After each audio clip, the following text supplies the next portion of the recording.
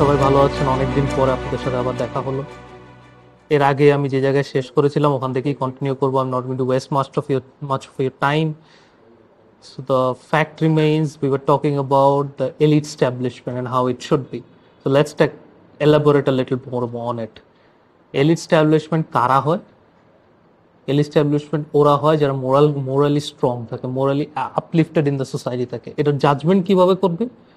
এটা এক এক সোসাইটিতে রিলেটিভ মোরালিটি নিয়ে আমরা কথা বলি।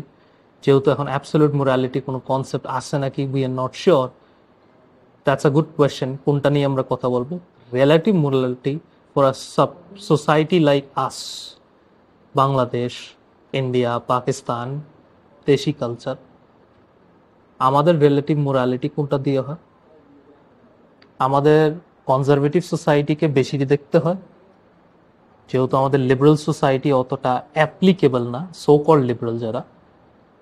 সো আমাদের ওভারঅল মানুষদেরকে যেটা দেখতে হয়, তারা কোন জিনিসটাকে অ্যাবসলিউট মোরালিটি হিসাবে দেখে। বেসিক কনসেপ্টগুলো সবাই জানে। সত্য কথা বলতে হবে, চুরি ডাকাতি করা যাবে না, what ever. The most important thing is, যে সোসাইটির এলিট স্ট্যাবলিশমেন্ট ডিসিশন মেকার হবে, সেই সোসাইটির এলিট স্ট্যাবলিশমেন্টে, সেই স্ট্যাবলিশমেন্টের তার ফ্যামিলি এবং তার যত কিছু স্টেক আছে সব ওই সোসাইটিতেই থাকতে হবে। তা একজন যদি বাংলাদেশের সিদ্ধান্তকারী হয়, তার ফ্যামিলির সবাই, তার যত ফাইন্যান্সিয়াল বেনিফিশিয়ারি আছে, তার অ্যাসেটস সব ওই জায়গায় থাকতে হবে।